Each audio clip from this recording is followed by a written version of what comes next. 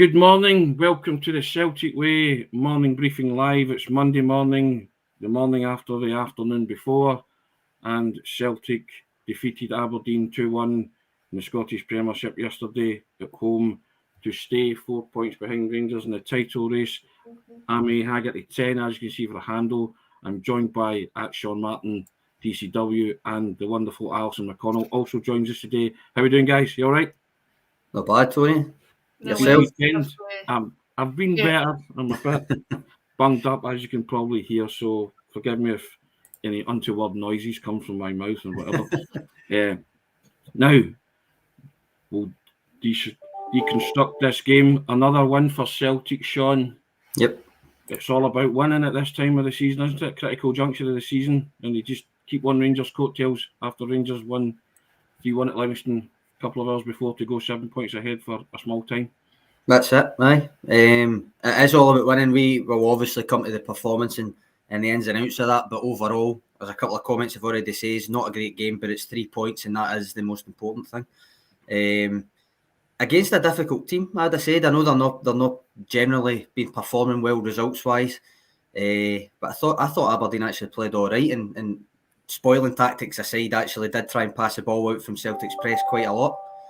So I think it was a good win to get. I think it was a decent performance. It's not going to be up there in the top 5 or anything from this season, but it was a decent performance, good result. Alison, welcome back. How are you? What was your take on yesterday? A win's a win and all that? Oh, I think the most important thing yesterday was just about winning. I think Celtic can't afford to slip up at all. I think everyone would be well aware of that. I think there was pressure to go and win, knowing that Rangers had won earlier in the day. And I think, well, you could look at the winner and claim it was fortuitous in the nature of the goal it went in. I think overall the performance would suggest that Celtic fully merited all 3 points. I think I don't think it was a penalty for Aberdeen, I have to say. I think he was trying to pull out of contact. That it wasn't a penalty for me. I think if we had VAR here, I think it probably wouldn't have been given. And I think overall it was a fairly strong performance when you're considering that you're coming off the back of a fairly sapping Thursday night game too. Sean, 2 performances leapt out at you yesterday. Jota just continues to be Jota. And Callum McGregor was a bit of a driving force, and he was mentioned by Ange that he helped drive the team on to victory. And okay, got fortuitous with the goal, carrying off his heel, but you take it, don't you, at this stage of the season? If it's luck or whatever, you take what's going. Of course, aye. I gave McGregor a 6 on Thursday night for my player ratings, and on the basis bad man, Sean. I don't know if you're allowed to do that on the basis that when he has a midfielder that sits deeper than him, I've been wanting to see more of him in terms of effective forward play, which I didn't think was there. I know he's been playing deeper a lot, but when he has been playing further forward, I wanted to see more. His passing wasn't really at it on Thursday. I thought he bounced back with a really good performance yesterday. I thought it was not just getting himself forward, but showing that composure that he always shows deeper in the forward areas to set up Jota in the first half, and then obviously the pressing, the intensity to keep the urgency up. He ended up getting a goal just from that alone. So I thought it was a really good performance, and it was a captain's performance, if you want to put it that way.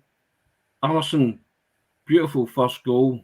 McGregor involved, nice 3-man move. Jota finishing it off, and then McGregor heel doing the necessary for the winner. He did play a captain's performance yesterday. I mean, it's not great to start single people out, but him and Jota yesterday were pretty head and shoulders above most of the rest in the park, weren't they? I thought they both played exceptionally well. I would have to say I thought James McCarthy played well yesterday too. I think it's maybe the best performance that we've seen from him in a Celtic shirt. I thought some of his passing was good. I think he looked much more involved in what we've seen. I think he looked more likely to offer the kind of things that you had expected, things that you saw from him in his heyday, really, like before all the injury issues of recent years. I think that bodes well in terms of going forward, because we know that there's not a huge amount of depth at the minute in that squad. I think we've spoken about that often. But you're right, I think McGregor can drive Celtic at times. I think he has a hunger about him. I think that came through yesterday. I thought he deserved his goal. I think you could see just by the celebration, I think just how much players aren't silly. You know, they know what's going on round about them. Celtic players know that you can't afford to lose any further ground just now. And I think yesterday really was just about you win at all cost. You spoke about McCarthy there, a lovely through ball for a badder for the incident that led to McGregor's goal. Myself and Sean were speaking off camera, and Sean also said that in the Wraith game he played a lovely through ball too, showing glimpses that, as you say, getting back to his heyday. I was very impressed with McCarthy yesterday. You know, I felt that was his best game in a Celtic shirt since he signed up. Sean, has got a lot to offer as Alison, hasn't he? I think I think it was his best game. I don't know if that's necessarily saying much, right enough, but I think it was his best game. I think he did have a good game. Made a couple of good interceptions. Generally, try to pass the ball forward. I still think he's very, very static a lot of the time, but I think you could level that at a couple of players yesterday as well. When you've seen a couple of players getting frustrated at the lack of movement in front of them to create the passing options. I think McCarthy, when in the role he plays, has to be better at that. I think he needs to be more mobile. But that pass was a really good pass. What I would argue is that he maybe needs to have more confidence in himself to pass a ball like that from other positions, because it was a similar area where he made that pass against Wraith that I mentioned. But a couple of times you could see that there was openings that he could have tried to pass similar like that from a deeper position, and he didn't take it. He tends to turn back around and pass it back and start again, which there's not necessarily a problem with, but I think if he had more confidence in himself to maybe take the risk, which you could argue again with a few players yesterday when it comes to Kyogo's runs, especially if they've a wee bit more bravery to take a pass on sometimes that Kyogo might be found, and not just Kyogo, but in terms of the McCarthy situation there, that's as much as it was a good game. That's the areas for improvement, I would say. We'll take a few comments in. Ewan Boy Martin comes in. Not a great game, but 3 points all that mattered yesterday because you're under pressure starting the game 7 points behind. Yep, touching that. Frank Brennan, regular contributor, comes in. Yet another must-only win yesterday, and we got it. Now we're facing 10 more games up to the winter break, and for me, they were both determined to find we're getting to second half of the season. I agree with that. Michael Quinn comes in. Morning, guys. Good result. I'm worried becoming a one-man team. Ted's more pragmatic. A win's a win. Yep, indeed. And Cal comes in. If we keep winning, it gives the team time to get better, and hopefully by the time January comes, they'll be ready to face Rangers. Yeah, I mean, so a lot of people have the same opinion that just winning's all that matters, Alison, and that's true. It's a hectic period, and Frank comes in again. 5 of the 10 games are at Celtic Park, 1 at Hampden. That League Cup final by in the middle of December, and culminating in the year battle with you-know-who, then off to Portugal with a smile. Well, Frank's got it all sorted. Let's all just pack up and we'll go and celebrate Christmas and the New Year and see what happens. But yeah, it is a hectic period, isn't it, Alice? A lot of games in a short space of time, and you just have to keep winning and show that you can stay the distance. I think it's always away in December. I think it's always a fairly hectic fixture list. I think if you want to be successful, if you want to play at the top level, then this is something that comes with it. I think Celtic are well used to it. They've been over the course here often. I think 9-10 games over December is fairly par for the course at this stage of the season. I think I would suspect for that Europa League game now, you'll rest a lot of players. So it's pretty much a dead rubber. I'm sure that he'll maybe bring in quite a few of the fringe players, maybe a few of the younger players, and take the opportunity to rest some key players. But to go back to your point there, just about Kyogo and some of the runs and the movements, I think Tom Rogic is one of the players that does have the vision and the skill to execute those passes. I think we've seen it from Jota too at times, but I think when Rogic comes back in, he's one of the players that works in tandem with Kyogo. He seems to be on his wavelength in terms of that, being able to pick out the runs. And I'm thinking about that game at Easter Road last month where, you know, he was unplayable for the time that he was on before he got injured, and linking up with Kyogo. I think Celtic really have missed Rogic over the last few weeks when he's not been in. I think they don't have a huge amount of creative players that when they're taken out, I think it's notable. Well, Ange said in the aftermath yesterday that Tom Rogic would be back for the Hearts game, you know, and he said that guys like Starfelt and Taylor weren't too far away. So that's good news, Sean, moving forward for Celtic to get those kind of players back. You want me to say it again? Squad depth issue every week. Win or not, it's still the issue, and that's why everybody's so concentrated in January. And Frank's right. The games before January are they're crucial. Like it's such a hectic schedule, and Alison's right. It is like that every year, but this year more than most, it's going to come down to how injury-free Celtic stay, I think.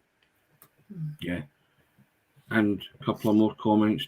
Tim Anon comes in and says we should be aiming for top spot come January 2nd. I'm sure a lot of Celtic supporters would like that. And Les comes in, another tough game to watch, but 3 points to bag. Now we need to keep that winning mentality over the next couple of very tough games. That's exactly what we're talking about. But on the subject of Kyogo, I just think Kyogo is a nuisance, a permanent nuisance. He's always on the go. He's always looking to do something. And as you say, Alison, maybe it is a certain player that can pick him out, like Rogic, like Jota that time against Ferencváros. It takes a special kind of player to always be on the lookout for that kind of thing. But he never stops, Kyogo, does he? Even if it's not his kind of game and he doesn't have any shots on target. He'd one chance yesterday with Mikey Johnson. He was unlucky not to score to make it 3-1. But he doesn't let frustration get the better of him. He still keeps going and he still keeps chasing back. And he does all the dirty things or dirty work that, you would not necessarily expect from a striker, but he's just so keen to get involved, isn't he, Alison? He just loves it. I think he's incredibly diligent. I think he's intelligent. I think he's always thinking. I think he's trying to see the pass. He's trying to exploit the space. I think that's what makes him so effective in the final third. I think he seems to be one step ahead all the time. I think at the minute, I think he's been quiet in recent weeks, but I think there's no question that at the minute he's the player that really makes Celtic tick. I think him and Jota, Callum McGregor, I think that they're fundamental to the way that Ange Postecoglou wants to play football. He wants to set his team up. And I think he offers so much in so many different contexts. I think his work rate is faultless. Speaking of Kyogo, Tory, have you ever seen somebody take so many blows to the face outside a boxing ring, man? It's like no matter what, it's because he buzzes about so much. I know that, and sometimes it's deliberate as well. But I'm not saying it's Tyson Fury haymakers or anything like that. But he just buzzes about so much. He gets hit so even the ball hit him near the end, just inadvertently scalped him in the face. It's just he's always buzzing about. He's always, as you say, a nuisance, and he just seems to take knocks constantly. Yeah. And also, you touched upon it, Alison. Yesterday, I was disappointed in two decisions from Clancy. The more I see the penalty decision, I'm inclined to think, I thought Abada was clumsy, but he is trying to get out the road and there's not much contact there. And if anything, Bates initiates the contact. And also, I was disappointed in Clancy that he never booked Ramirez because he's come right through Joe Hart. Joe Hart was down for a lengthy time. I just think he endangered an opponent. And, and I don't say this lightly, but if you're endangering an opponent, it's a yellow card at least. Hart took a real, as you would say in Glasgow, a dullion. You know what I mean? So it is, and that was right at the start. You can clamp on that right at the start and say, you know what? I'm not putting up with that. There's a yellow card. That's the way it's going to be. I think I'd agree with both points. Thought it was a foul. I don't think it was a penalty. I really don't. To be fair, I think if you saw it in real time, I can see why he has given it. I think when you watch it at normal speed, but when you watch it, the replay and you slow it down, I think he's pulling out all the time. He's trying to draw back. He's trying not to make contact. I think Bates absolutely makes the most of it. I think, and he wins the penalty. And let's be honest, all players do it. That crosses all teams, all players. And if you're in the final third, would do exactly the same. But for me, it wasn't a penalty. But the thing for me, Sean, was Clancy gave it straight away. Yeah, there was no hesitation. Clancy just went straight penalty. No, that's what he thought he saw. That Abada had fouled him. I thought he saw a few things. I think yesterday he had a shocker again. Like at some point, you don't want to concentrate on the refs all the time, but if they're having bad games, they're having bad games, and that's more than a few times this season. And I can see why there's maybe growing frustration that refs in Scotland aren't professional, really. But that's a debate maybe for another day. As for Kevin Clancy yesterday, I don't think it was a penalty. I think Abada did pull out it. I don't think he just attempted to pull out it. I think he did pull out it. But arguably, I would agree. Arguably, he doesn't actually even need to approach it in the first place because McGregor was there. Bates was going away from goal.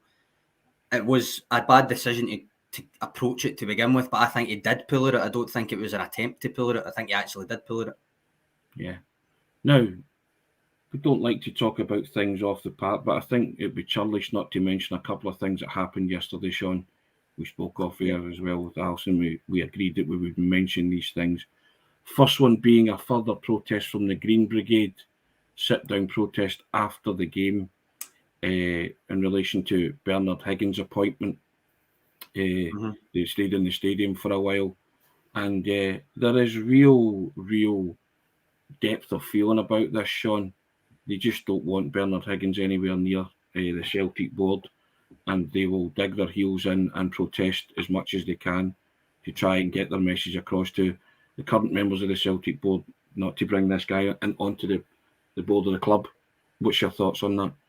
As they should. I think it's deplorable if it is going to happen. We still don't know because they won't confirm or deny it. I think it's important, and I've mentioned this every time we've spoken about it, and it's not just the Green Brigade. The sit-in protest was the Green Brigade, but it's not been just the Green Brigade, and it never was.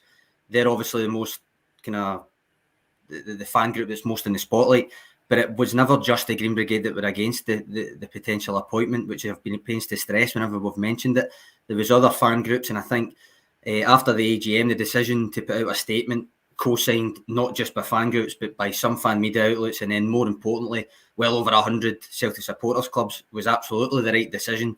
Just if nothing else, to spoil the narrative that it's just a few fans and it's just the Green Brigade, because I don't think it is, and I don't think it ever was.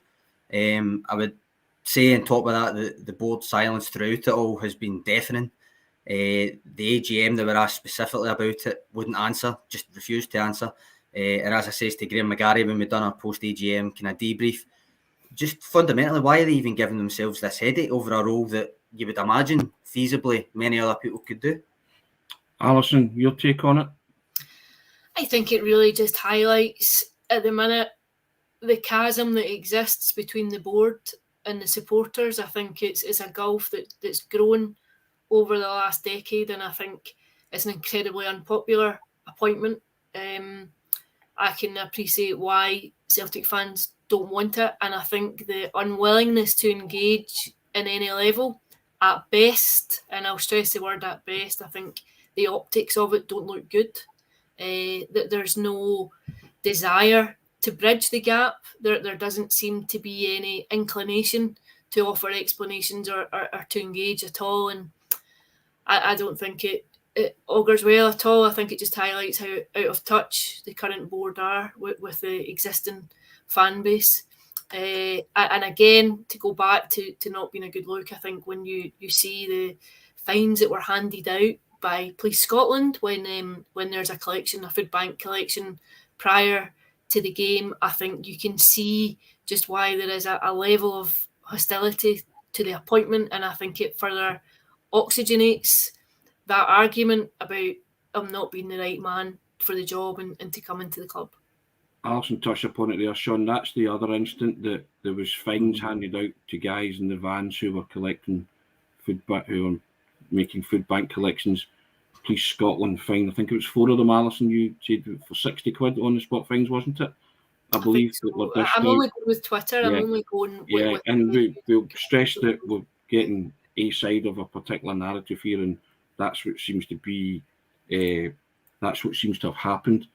And if that has happened, Sean, that deeply saddens me and it distresses me that people could get fined for collecting for those less fortunate. I mean, it just says it all about, it says it all about the actions of Police Scotland yesterday, if that's exactly what's happened. Probably sum it up, but bureaucracy over charity, probably. I think did you park in the wrong space? Well, look what we're doing. And I would have thought maybe that would have been a common ground.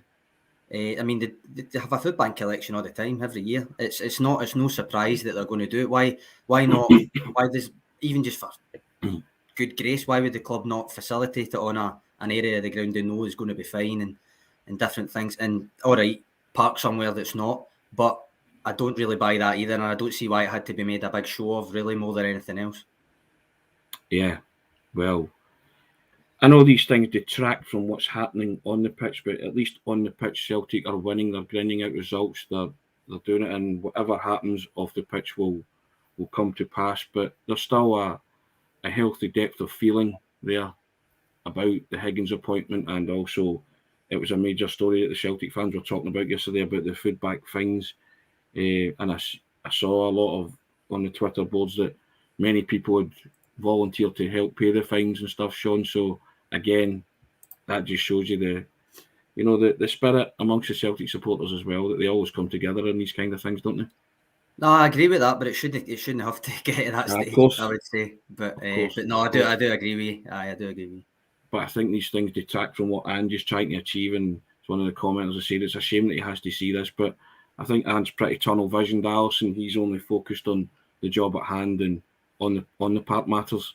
Absolutely, he won't get involved in anything like that. I think he's canny enough to know that he's judged not by anything in that vein, but he's judged entirely by what happens on the park and the team that he puts out on the park. And I don't think he'll wade into anything other than the here and now of the games that are in front of him.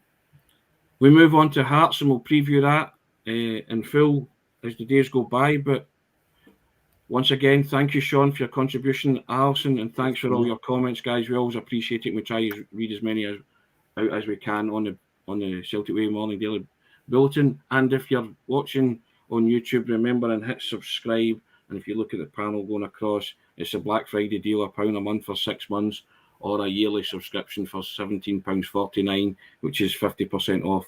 So thanks a lot, guys, for tuning in. All the best. Thank you. Cheers, Tori.